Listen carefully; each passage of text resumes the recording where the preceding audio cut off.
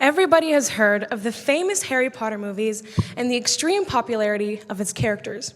You see, people tend to already have an idea of who Harry, Ron, and Hermione are without having to read the books or watch the movies. Unfortunately, though, I'm here to tell you guys that you're all wrong because the movies did absolutely no justice to these characters, especially Ron Weasley.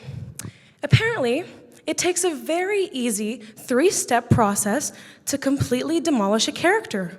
All you gotta do is completely change who they are as a person, give away their best lines and moments to other characters, and just make them seem very unimportant to the point where when they're not here, we don't miss them at all. Let's tackle my first point. The Harry Potter movies completely changed who Ron Weasley is as a person. You see, in the books, Ron Weasley is a strong, powerful, determined little boy. And he has so much love for his friends, to the point where he would do anything to keep them safe, even if it would put himself in danger. This takes so much determination and courage. And we see an example of this in the second book/movie, The Chamber of Secrets. To catch you guys up, at some point, Harry and Ron had to follow a pack of spiders into this forbidden forest to uncover secrets, to save their friend Hermione, whatever. So what is notable about this is that Ron has a huge fear of spiders because of a traumatic incident that happened when he was younger. Yet, when Harry asked him, "Hey Ron, are you ready?" Ron was like, "Yeah, Harry, I'm ready." And they entered the forest and it was fantastic.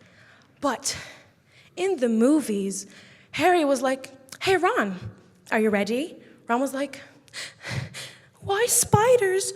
Why couldn't it be follow the butterflies?" I'm sorry, what? How does this compare at all to the books? I mean, this boy had to follow his biggest fear into the forest, but in the movies, they changed this fantastic and brave moment into this supposedly funny scene. And to make matters even worse, the entire time they were in the forest, Ron was mumbling, moaning, and stuttering the entire time. So yes, that is how they do it. The first step, completely change who they are as a person. Second point, give away their best moments and lines to other characters randomly for no reason. We see an example of this in the third Harry Potter book/movie, The Chamber of Secrets, The Prisoner of Azkaban. So you see, at some point, there's this murder, and he killed 12 people, and everybody's scared of him. And then this murderer at some point meets Harry, Ron, and Hermione. And of course, because Harry's the main character, he goes to approach Harry in a very menacing way. And then Ron, the brave character he is, stands on his broken foot that he broke, tried to save Harry, in the past. And he was like, "If you want to kill Harry, you'll have to kill us too." Wow, what a great and powerful moment from Ron. I mean, he just stood up in front of this convicted murderer and told him, "Don't touch my best friend." I was telling you, I was so excited to see this on the big screen, but I wasn't expecting any much because of the second movie. So, this is how it happened in the movies, and let me help you guys visualize it. 12-year-old me, I'm so excited to see Rupert Grint slay this line and make Ron Weasley look like the great best friend he is. Then, the murderer approaches Harry. And then Ron is sitting in the background. He's not doing anything.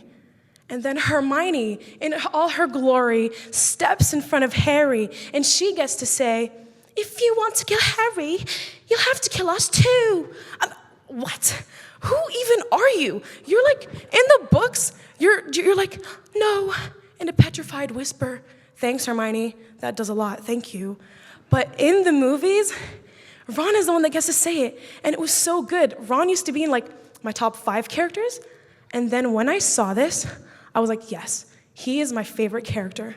But it wasn't even in the movies, and you guys didn't even get to see it. So yes, that is what happens.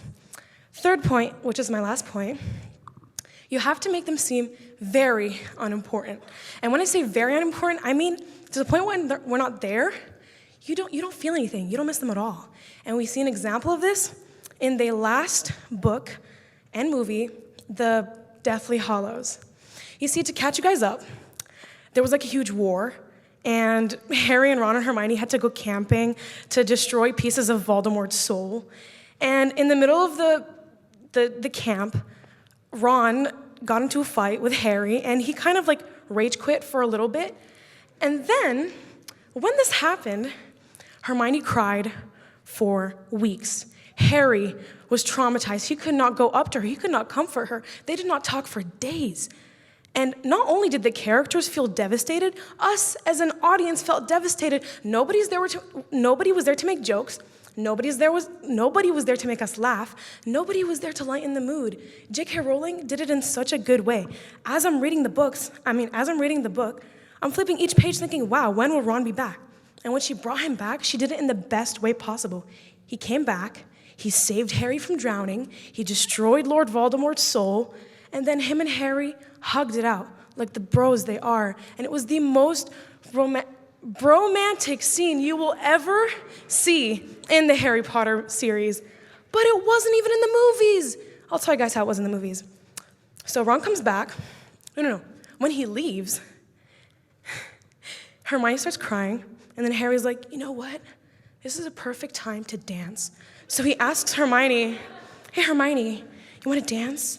And Hermione's like, yeah. So she stops crying. She just wipes her tears, and she's like, yeah. So they start dancing, and there's romantic music in the background, and then suddenly they're about to kiss. Like, where did this come from? I don't know. I don't know. And then Hermione's like, no. And then they don't kiss, and then everybody moves on. And then when Ron comes back, Harry's like, okay, I guess you're back. And they don't even hug. Like, there was not even a bro hug. And I was so devastated. I was shocked. I was flabbergasted. My day was ruined. No. My entire year was ruined. I still think about this to this day. I have nightmares of how horrible these directors, how much they ruined my favorite character. So that is it. That is how you ruin a character. You completely change who they are as a person. You give their best lines and moments to other characters, and you just make them seem very unimportant. And I think the Harry Potter movies did that. They did that. Thank you.